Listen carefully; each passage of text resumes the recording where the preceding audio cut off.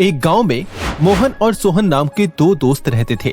दोनों का बचपन साथ गुजरा था और दोनों ने स्कूल की पढ़ाई साथ ही की थी। मोहन एक मेहनती और काफी समझदार लड़का था। उसने 10 साल की उम्र से ही सेविंग्स और इन्वेस्टमेंट करना शुरू कर दिया था। बचपन में जब उसके पिता उसे पॉकेट मनी देते तो वो उसे जमा करता और फिर उससे छोटे मोटे बिजनेस में लगा देता। कम उम्र में ही मोहन ने अपने सेविंग्स से नींबू पानी की छोटी सी दुकान खोल दी थी, क्योंकि उसे बिजनेस में काफी इंटरेस्ट था। उसके पास थोड़ी बहुत जमीन थी जिसमें वो खेती करता। फिर खेती करके उसे जो मुनाफा होता उसका कुछ हिस्सा वो घर पर दे देता और बाकी के मुनाफे को वापस से जमीन पर लगा देता। उसने धीरे धीरे करके दूसरों की जमीन खरीद ली और उसमें मोहन ने कुछ लोगों को खेती करने के लिए रख लिया। अब उसे अपने खेत के साथ दूसरे खेत से भी पैसे मिल रहे थे, जिस वजह से उसके पास और पैसा आ गया। उन पैसों को घर पर रखने की जगह मोहन ने उससे एक छोटा सा व्यापार भी शुरू कर दिया। अब मोहन एक नहीं बल्कि 3 जगह से कमा रहा था। मोहन ने ऐसा करते करते अपने एसेट्स क्रिएट किए और फ्यूचर के लिए भी अच्छी प्लानिंग की। पर वहीं सोहन की बात करें तो वो भी मेहनती था, पर वो अपने फ्यूचर की ज्यादा चिंता नहीं करता था। वो जो कमाता उसे अपने दोस्तों के साथ मौज मस्ती में खर्च कर देता। सोहन ने कभी भी एसेट्स क्रिएट करने के इम्पोर्टेंस को नहीं समझा और ना ही उसने अपनी लाइफ में कभी किसी तरह की सेविंग्स की। समय बीतता गया और एक दिन गांव में सूखा पड़ गया, जिससे लोगों की खेती से कमाई नहीं हो पा रही थी और सभी बिजनेस की हालत खराब थी। क्योंकि मोहन के पास उसकी सेविंग्स और एसेट्स थे तो वो इस मुश्किल समय में भी अपने परिवार को ठीक से चला पा रहा था। मोहन ने अपने बिजनेस को भी संभाला और धीरे धीरे अपने खेतों में नई टेक्नोलॉजी अपनाकर नए तरीके से खेती करने लगा। जबकि सोहन के पास कोई बचत नहीं थी, उसकी हालत दिन ब दिन खराब होती गई। उसे और उसके परिवार को काफी मुश्किलों का सामना करना पड़ रहा था, जिस वजह से उसे काम की तलाश में दूसरे गांव जाना पड़ा और वहां भी उसे कोई ढंग का काम नहीं मिला। कुछ सालों बाद जब चीजें पहले जैसी हुई तो मोहन के पास पहले से ज्यादा एसेट्स थे, वहीं सोहन के पास कुछ भी नहीं बचा था। वो अभी भी फाइनेंशियली स्ट्रगल कर रहा था। तो दोस्तों, यह है पावर ऑफ एसेट्स। एसेट्स न सिर्फ आपका एक्स्ट्रा इनकम सोर्स का काम करता है, बल्कि यह इमरजेंसी के टाइम पर आपकी हेल्प भी करता है। सो चलिए अब हम 5 ऐसे एसेट्स के बारे में जानते हैं जिससे आप 15,000 रुपए महीना इजीली कमा सकते हैं। Number 1, business. इस लिस्ट में सबसे पहले नंबर पर आता है बिजनेस। ये नाम सुनकर ही आप सोच रहे होंगे कि भला बिजनेस भी कोई एसेट होता है? तो हाँ, बिजनेस भी एक एसेट है। अब यहाँ मैं बिजनेस बोल रहा हूँ तो मेरा मतलब ये नहीं कि आप करोड़ों रुपए की कंपनी खड़ी करें।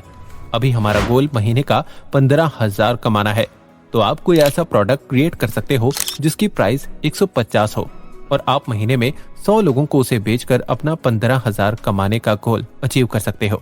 या फिर आप चाहे तो 1,000 रुपए का कोई प्रोडक्ट क्रिएट करके उसे 15 लोगों को भी बेच सकते हैं।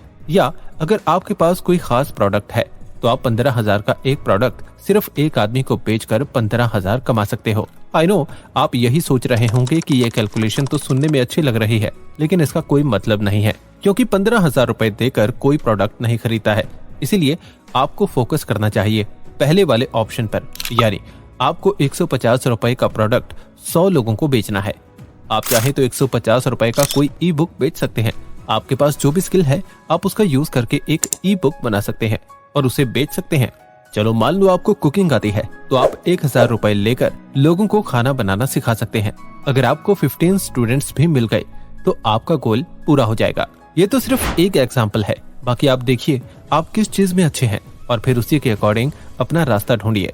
दोस्तों, अगर आप सिर्फ सोचते रहेंगे तो इससे कुछ नहीं होगा, पर जब आप डिसाइड कर लेंगे कि आपको बिजनेस करना ही है तो आपके सामने रास्ते अपने आप खुलने लगेंगे।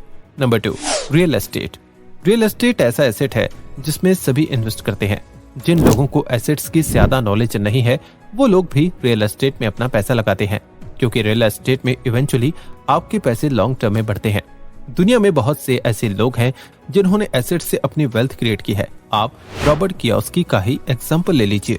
वो रियल एस्टेट में इन्वेस्ट करके ही अमीर बने हैं। रियल एस्टेट में आप 2 तरीके से पैसे कमाते हैं। पहला है प्रॉपर्टी एप्रिसिएशन और दूसरा है रेंट। पहले तरीके में आप किसी लैंड या बिल्डिंग में अपने पैसे लगा देते हैं और फिर अपने एसेट की प्राइस बढ़ने का वेट करते हैं, जबकि दूसरे तरीके में आप अपने एसेट को रेंट पर दे देते हैं और हर महीने उससे रेंट लेते हैं। तो ये आपकी रेंटल इनकम होती है। पर अब सवाल ये आता है कि रियल एस्टेट में इन्वेस्ट करना आसान नहीं और अपने लिए अच्छा रियल एस्टेट चुनना भी लोगों के लिए मुश्किल होता है। पर आपको परेशान होने की जरूरत नहीं है, क्योंकि मिस्टर रॉबिन है ना, वो आपको प्लॉट खरीदना सिखाएंगे। मिस्टर रॉबिन के नेबरहुड में एक बिल्डिंग थी। बिल्डिंग तो अच्छी थी, लेकिन उसके ठीक सामने एक छोटी सी कंपनी थी जिसमें नाले से फैक्ट्री का गंदा पानी निकलता था, जिसे काफी बदबू आती थी।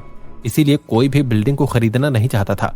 लेकिन मिस्टर रॉबिन ने इसे एक अपॉर्चुनिटी की तरह देखा और उन्होंने कम प्राइस पर बिल्डिंग खरीद ली। फिर रॉबिन ने फैक्ट्री के मालिक से बात की और कॉर्पोरेशन की मदद से नाले को बंद करवा दिया। अब नाले से गंदा पानी नहीं आ रहा था।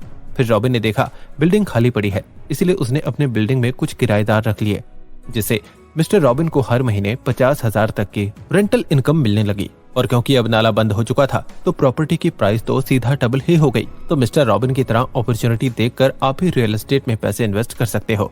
अगर आपके पास रियल एस्टेट में इन्वेस्ट करने के लिए फंड नहीं है तो आप अगले एसेट में इन्वेस्ट कर सकते हैं, यानी रिट्स में इन्वेस्ट कर सकते हैं। Real estate investment trust. Number 3, real estate investment trust. पर रिट्स में इन्वेस्ट करने से पहले चलिए जान लेते हैं कि आखिर रिट्स क्या होता है, और ये जानने में बंटी हमारी हेल्प करेगा। बंटी भी आपकी तरह रियल एस्टेट में पैसे लगाना चाहता था, लेकिन कोई फंडिंग न होने की वजह से वो ऐसा नहीं कर पा रहा था। फिर बंटी को एक प्रॉपर्टी पसंद आई और वो जानता था कि इस प्रॉपर्टी में इन्वेस्ट करने से फ्यूचर में इसकी वैल्यू बहुत बढ़ जाएगी, इसीलिए वो किसी भी हाल में प्रॉपर्टी खरीदना चाहता था। फिर बंटी अपने फ्रेंड्स से मिलता है और उन्हें भी अपने साथ प्रॉपर्टी खरीदने के लिए कन्विंस कर लेता है। सारे दोस्त मिलकर प्रॉपर्टी को खरीद लेते हैं। प्रॉपर्टी बहुत ही अच्छी जगह पर थी, इसीलिए उसे वो अच्छी प्राइस पर रेंट पर लगा देते हैं। फिर जितना बंटी और उसके फ्रेंड्स एक साल में कमाते हैं वो साल भर बाद उसे आपस में डिवाइड कर लेते हैं। रिट्स भी ऐसे ही काम करता है। इसमें इन्वेस्टर के ग्रुप एक कंपनी में पैसा इन्वेस्ट करते हैं ताकि कंपनी उनके जगह पर रियल एस्टेट में किसी अच्छे प्रॉपर्टी में इन्वेस्ट करे और उसके मैनेजमेंट, ऑपरेशंस जैसे सारे काम हैंडल करके लास्ट में जब प्रॉफिट हो उसे सारे इन्वेस्टर में बांट दे। रिट्स में प्रॉपर्टी की प्राइस बढ़ने से भी इन्वेस्टर्स पैसा कमा सकता है। रिट्स में इन्वेस्ट करके आप 10 से 12% का रिटर्न पा सकते हैं, जो कि कम रिस्क में आपको काफी अच्छा रिटर्न देता है। Number 4, farming land. दोस्तों, आज भी इंडिया में कई लोगों के पास अपनी खुद की जमीन है। अगर आपके पास भी कोई जमीन है तो उसे खाली पड़े रहने देने से अच्छा है कि आप उसे दूसरे को लीज पर दे सकते हैं और बैठे बैठे रेंटल इनकम कमा सकते हैं। बट अगर आपके पास अपनी कोई जमीन नहीं है तो आप किसी दूसरे से जमीन लीज पर ले सकते हैं और उसमें अपना आदमी लगाकर खेती कर सकते हैं और फसलों को बेचकर प्रॉफिट कमा सकते हैं। यूट्यूब पर अगर आप देखेंगे तो बहुत सारे लोग ऐसा ही कर रहे हैं। वो लैंड लीज पर लेते हैं और उसमें किसानों को लगाकर हर साल लाखों का प्रॉफिट जनरेट करते हैं। इसीलिए दोस्तों, अगर वो ऐसा कर सकते हैं तो आप क्यों नहीं। ये बहुत ही अच्छा एसेट है जिसे आपने अगर एक बार सेटअप कर दिया तो ये हर साल आपको अच्छा पैसा बनाकर दे सकता है। इस एसेट से 15,000 क्या आप 1.5 लाख भी कमा सकते हैं। Number 5, royalties. रॉयल्टी वैसे तो एक कॉमन टर्म है, बट ये एसेट कैसे हो सकता है, चलो मैं आपको एक एग्जाम्पल की हेल्प से समझाता हूँ। 1819 में अमेरिका में एलाइस हाउ नाम के एक आदमी का जन्म हुआ था। एलाइस जब बड़ा हुआ तो वो एक दिन अपने फादर के साथ अपने फार्म में गया। फार्म में उसके फादर के कुछ दोस्त भी आए थे और वो आपस में बात कर रहे थे। एलाइस ने उनकी बातें सुनी। उसके फादर के फ्रेंड्स बोल रहे थे जो कोई भी कपड़े सिलने वाली मशीन इन्वेंट करेगा वो दुनिया का सबसे अमीर आदमी बनेगा। एलाइस ने इस बात को बहुत सीरियसली ले लिया और दुनिया का पहला कपड़े सिलने वाला मशीन इन्वेंट कर दिया। एलाइस ने न सिर्फ मशीन इन्वेंट किया बल्कि उसने उसे पेटेंट भी करवा दिया। लेकिन मशीन में कुछ प्रॉब्लम्स की वजह से वो ज्यादा पॉपुलर नहीं हुई। लेकिन फिर इसाक मैरेट सिंगर ने एलाइस के मशीन में कुछ चेंजेस किए और मशीन को इम्प्रूव की। फिर उन्होंने फाइनल आउटपुट सबके सामने रखा। इसाक की मशीन अच्छी थी, इसीलिए वो पूरी दुनिया में फेमस हो गई। पर क्योंकि मशीन का प्रोटोटाइप इलियास ने बनाया था, इसीलिए मैटर कोर्ट में पहुंच गया, जिस पर जज ने फैसला किया कि मशीन का पेटेंट इलियास के नाम पर है।